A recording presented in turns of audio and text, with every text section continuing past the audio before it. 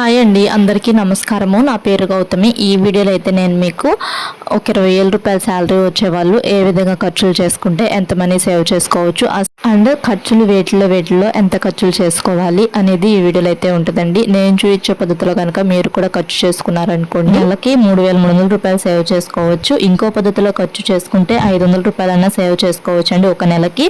అదే 5 సంవత్సరాల దాకా మీ 3,300 రూపాయల చొప్పున దాచుకున్నారనుకోండి, నెలకి 1,98,000 రూపాయలు అయితే సేవ్ చేసుకోవచ్చండి. లేదు 2 సంవత్సరాలు సేవ్ చేసుకున్నా కానీ ఈ పద్ధతి అంటే నెలకి 3,300 రూపాయలు 2 సంవత్సరాల దాకా సేవ్ చేసుకున్నారనుకోండి 79,200 రూపాయలు అయితే సేవ్ చేసుకోవచ్చండి. అండ్ ఇలానే 500 రూపాయలు సేవ్ చేసుకున్నారనుకోండి 5 ఇయర్స్కి 30,000 రూపాయలు సేవ్ చేసుకోవచ్చు. అదే 2 ఇయర్స్కి అయితే 12,000 రూపాయలు అనేటివి సేవ్ చేసుకోవచ్చండి. ఇంక ఇప్పుడు వేటిలో ఎంత ఖర్చు చేసుకోవాలని ఇక్కడ రాసి చూపిస్తానండి. ఫస్ట్ ఇంటద్దె ఒక 5,000 రూపాయలు ఉండేలా చూసుకోవాలి. తర్వాత పాల బిల్లు వచ్చేసి ఒక 1,500, దాంట్లోనే పెరుగు కూడా అప్పుడప్పుడు మనం పెరుగులు అవి తెచ్చుకుంటూ ఉంటాం కదండి. ఇంక తర్వాత ఫీజులు స్టడీ ఫీజులు ఒక 1,000 రూపాయల చొప్పున అయితే వేసుకోవాలండి. 2 పిల్లలు ఉంటే చెరువు ఒక 500 రూపాయలు. తర్వాత సరుకులకు ఒక 1,000 రూపాయలు ఖర్చు చేసే విధంగా చూసుకోవాలి. తర్వాత బియ్యానికి ఒక 1,500 రూపాయలు అయితే వేసాను. తర్వాత కరెంటు బిల్లు వచ్చేసి 500 రూపాయలు, ఫోన్ బిల్లు వచ్చేసి 400 రూపాయలు, గ్యాస్కి 900 రూపాయలు, టీవీ బిల్లు 300 రూపాయలు, నాన్ వెజ్కి 1,500 రూపాయలు, అండ్ డ్రై ఫ్రూట్స్కి 1,000 రూపాయలు, ఫ్రూట్స్కి ఏమో 500 రూపాయలు, కూరగాయలకేమో 600 రూపాయలు, అండ్ అత్యవసర ఖర్చులకి 1,000 రూపాయలు అయితే వేసానండి. అంటే అత్యవసర ఖర్చులు అంటే మెడిసిన్స్కి వాటికి ఎప్పుడన్నా డబ్బులు అవసరం అవుతూ ఉంటాయి కదండి, అవి అత్యవసర ఖర్చుల కింద అయితే వేశాను. అవి అవసరం లేదు అనుకుంటే అవి కూడా సేవింగ్స్లో అయితే వేసుకోవచ్చండి. చక్కగా ఇలా ఖర్చులు చేశారనుకోండి నెలకి 16,700 రూపాయలు అయితే ఖర్చు చేస్తారు. అండ్ మనకి వచ్చే సంపాదన ఏమో 20,000 రూపాయలు కదండి. 20,000 రూపాయల్లో మనము 16,700 రూపాయలు ఖర్చు చేస్తాము. ఇంకా 3,300 రూపాయలు అనేటివి సేవ్ చేసుకుంటామండి ఈ పద్ధతిలో కనుక ఖర్చులు చేసుకున్నట్లయితే. ఇదే మనం 12 నెలల పాటు దాచుకున్నాం అనుకోండి, ఇలానే మనము ఒక 12 నెలల పాటు అంటే ఒక 1 ఇయర్ పాటు ఇలానే నెలకి 3,300 రూపాయలు చొప్పున దాచుకున్నాం అనుకోండి 39,600 రూపాయలు అయితే సేవ్ చేసుకోవచ్చండి. అండ్ ఇలా కాకుండా ఇలా కాకుండా ఖర్చులు ఇంకో విధంగా కూడా మనం ఖర్చులు చేయొచ్చు. అంటే ఇంత మనీ సరిపోదు అనుకున్నారనుకోండి, కొన్నిట్లో అనేటివి ఖర్చులు పెంచుకునేలాగైతే రాసి చూపిస్తున్నానండి. అంటే ఇంటి అద్దె మట్టికి 5,000 రూపాయలు ఉండేలానే చూసుకోవాలి. అండ్ పాల బిల్లులో నేను 1,500 ముందే వేసానండి. మామూలుగా అయితే హాఫ్ లీటర్ వచ్చేసి పాలు 35 రూపాయలండి. అదే మనం ఒక హాఫ్ లీటర్ పోయించుకున్నాం అనుకోండి పాలు 30 రోజులకి 1,150 రూపాయలు. నేను ఇంకా 450 రూపాయలు ఎక్స్ట్రానే వేశాను. అంటే అప్పుడప్పుడు మనం పెరుగులు అయితే తెచ్చుకుంటూ ఉంటాం, ఇంకా ఎక్స్ట్రా ఎప్పుడైనా పాల ప్యాకెట్లు తెచ్చుకున్నా కానీ ఆ 450లోనే సరిపోతాయి. తర్వాత ఫీజులకండి, కొంతమందికి స్టడీ ఫీజులు అయ్యి ఇంకా ఎక్కువ ఉంటాయి కదా, నేను 500 రూపాయలు చొప్పున వేసాను కదా, ఒక్కొక్కరికి 1,000 రూపాయలు చొప్పున ఉందనుకోండి ఇంకొక 1,000 రూపాయలు, అలా 2,000 రూపాయలు అయితే వేసుకున్నాను, స్టడీ ఫీజులో పెంచుకున్నాను. తర్వాత సరుకులు కొంతమందికి 1,000 రూపాయలు సరిపోవు అనుకుంటారు కదండి, వాళ్ళకి ఇంకో 1,000 రూపాయలు ఒక 2,000 రూపాయలు సరుకులు అనేది తెచ్చుకోవాలి. బియ్యం మట్టికి 1,500 ఫిక్స్ అండి, ఇంకా అంతకంటే ఎక్కువేమి ఉండవు. బియ్యము సోనా మసూరి బియ్యము 1,450 అండ్ బీపీటీలు 1,500 అలా ఉంటాయి కదండి, ఇంకా అంతకంటే తక్కువ ఉంటాయి బియ్యము. బాస్మతి రైస్ పెద్దగా ఎవరు వాడరు కదా, బాస్మతి రైస్ ఇంకా ఎక్కువ ఉంటాయి, 3,000 2,000 అలా ఉంటాయి. మామూలు రైసే కదా అందరూ వాడేది, ఇంకా అందుకని చెప్పి వాటిలో ఏం పెంచట్లేదు. ఇంకా కరెంటు బిల్లు ఒక్కొక్కరికి ఒక 600 అలా వస్తూ ఉంటుంది కదా, అందుకని చెప్పి ఒక 100 అయితే పెంచాను కరెంటు బిల్లులో. ఇంకా ఫోన్ బిల్ అనేది 400 ఉంచాను, అండ్ గ్యాస్ బిల్ అనేది 900 ఉంచాను. అండ్ టీవీ బిల్ వచ్చేసి 300 వేసాను కదా ఇందాక, ఒక 200 ఎక్స్ట్రా వేసి చూపిస్తున్నాను, అంటే 500 టీవీ బిల్ లాగా. అండ్ నాన్ వెజ్కి కూడా ఒక 500 ఎక్స్ట్రా అయితే పెంచాను. ఇంకా తర్వాత డ్రై ఫ్రూట్స్కి ఏం పెంచలేదు, అండ్ ఫ్రూట్స్కి ఏం పెంచలేదు, కూరగాయలకు కూడా ఏం పెంచలేదు, అత్యవసర ఖర్చులకు కూడా ఏం పెంచలేదు, అంతే ఉంచాను. ఇలా కనుక ఖర్చులు చేశారనుకోండి, ఇందాక నేను చూపించే పద్ధతిలో ఖర్చు చేసుకుంటే 16,700 రూపాయలు ఖర్చు అయితే అవుతాయి కదా.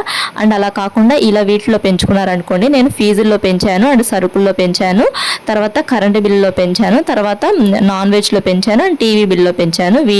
ఈ 5 పెంచానండి. అది కూడాను సరుకుల్లో ఏమో 1,000 రూపాయలు, ఫీజుల్లో ఒక 1,000 రూపాయలు, తర్వాత నాన్ వెజ్లో 500 రూపాయలు, తర్వాత టీవీ బిల్లో 200 రూపాయలు, అండ్ తర్వాత కరెంటు బిల్లు ఒక 100 రూపాయలు, ఇలా మొత్తము 2,800 రూపాయలు అయితే పెంచాను ఎక్స్ట్రా. ఇందాక 16,700 అయింది కదా, దానికి ఒక 2,800 అయితే కలుపుకున్నానండి. మొత్తం 19,500 అయితే ఖర్చులు చేస్తాము. మనకు వచ్చే శాలరీ 20,000 రూపాయల్లో 19,500 ఖర్చులు చేస్తాము. ఒక 500 అనేటివి సేవ్ చేసుకుంటామండి. అలా సేవ్ చేసుకున్నారనుకోండి 500 12 నెలల పాటు ఇలానే ప్రతి నెల కూడా 500 రూపాయలు చొప్పున దాచుకున్నారనుకోండి 6,000 రూపాయలు అయితే సేవ్ చేసుకుంటారండి. ఇందాకడేమో నేను 3,300 రూపాయలు చొప్పున దాచుకుంటే 39,600 రూపాయలు సేవ్ చేసుకుంటారని చెప్పాను కదా.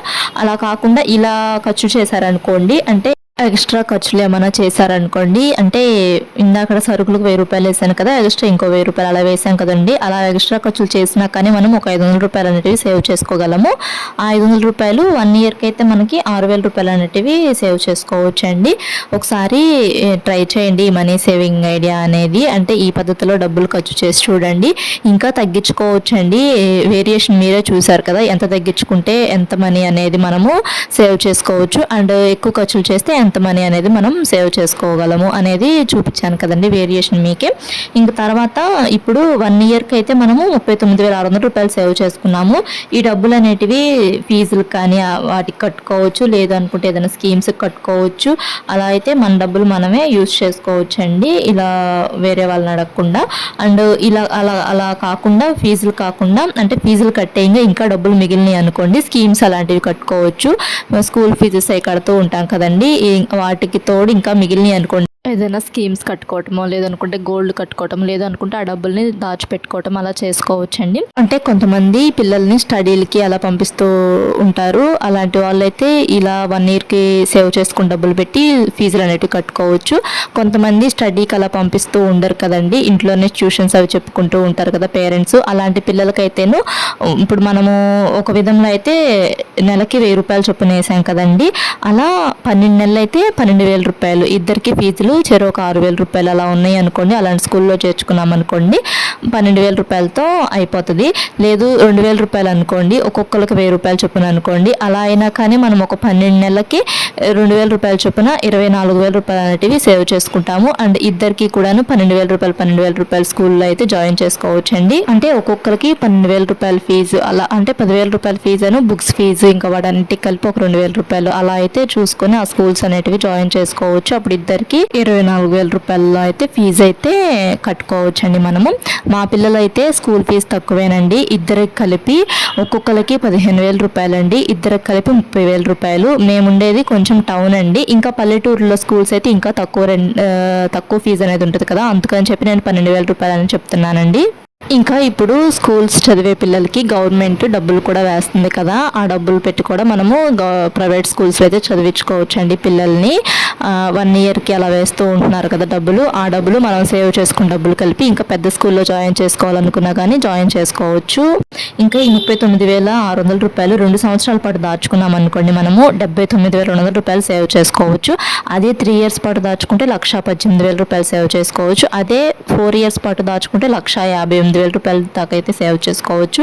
అదే 5 ఇయర్స్ పాటు దాచుకుంటే 1,98,000 రూపాయల దాకా అయితే సేవ్ చేసుకోవచ్చు అండి. అండ్ ఇలా కాకుండా మనం ఇంకో పద్ధతిలో ఖర్చులు చేసి నెలకు 500 రూపాయలు సేవ్ చేసుకున్నాం కదండి, అలాంటప్పుడు 1 ఇయర్కి 6,000 రూపాయలు సేవ్ చేసుకుంటాం కదా. అలానే 2 ఇయర్స్ పాటు సేవ్ చేసుకుంటే 6,000 × 2 12,000 రూపాయలు అండి. అదే 3 ఇయర్స్ పాటు సేవ్ చేసుకున్నారనుకోండి 500 రూపాయలు చొప్పున నెలకి, అప్పుడు 18,000 రూపాయలు అండి. అలానే 4 ఇయర్స్ పాటు నెలకు 500 రూపాయలు చొప్పున దాచుకున్నారనుకోండి 24,000 రూపాయలు అండి. అదే 5 ఇయర్స్ పాటు అయితే నెలకే 500 రూపాయలు చొప్పున 5 సంవత్సరాలు దాచుకున్నారనుకోండి 30,000 రూపాయలు అనేటివి సేవ్ చేసుకుంటామండి.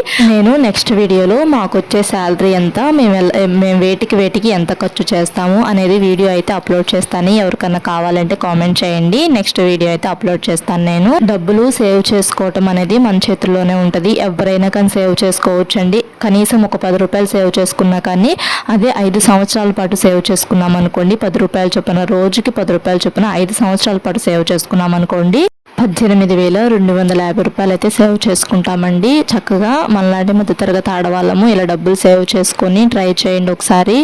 ఈ నెలకు 500 రూపాయలైనా కానీ పర్లేదు, 30,000 రూపాయల దాకా అనేటివి సేవ్ చేసుకోవచ్చు మనము 5 ఇయర్స్కి. అంటే 1 ఇయర్కి 6,000, 2 ఇయర్స్కి 12,000, 3 ఇయర్స్కి 18,000, 4 ఇయర్స్కి 24,000, అదే 5 ఇయర్స్కి 30,000 రూపాయలండి. అంటే ఇంక ఇక్కడ నేను చూపించే పద్ధతిలో కనుక ఖర్చులు చేసుకుంటే నెలకి 3,300 రూపాయలు సేవ్ చేసుకోవచ్చు అని చెప్పాను కదా, అదే సంవత్సరానికి 39,600 రూపాయలు సేవ్ చేసుకోవచ్చు అని చెప్పాను కదా. 39,600 రూపాయలని మనము 2 ఇయర్స్ సేవ్ చేసుకుంటే 79,200, అదే 3 ఇయర్స్ అయితే 18,800 రూపాయలు. అదే 4 ఇయర్స్ అయితే 1,58,400 రూపాయలు. అదే 5 ఇయర్స్ అయితే 1,98,000 రూపాయలు అయితే సేవ్ చేసుకోవచ్చు. ఇంకా ఇప్పుడు గ్యాస్ కూడా ఫ్రీగానే వస్తుంది కదా, కొంతమందికి గవర్నమెంట్ గ్యాస్ ఫ్రీగా ఇస్తుంది కదా, అంటే రేషన్ కార్డ్స్ అవి ఉన్న వాళ్ళకి గ్యాస్ ఫ్రీగా వస్తుంది కదా, ఆ డబ్బులు కూడా సేవ్ చేసుకోవచ్చు అండి. కొంతమందికి ఏమో రాదు, అదే కార్డు లేని వాళ్ళకి రాదు కదా, కార్డు ఉన్న వాళ్ళకి వస్తుంది. అలాంటి వాళ్ళు ఆ 900 రూపాయలు కూడా సేవ్ చేసుకోవచ్చు. వీడియో నచ్చితే లైక్ చేయండి, సబ్స్క్రైబ్ చేసుకోండి. Thanks for watching.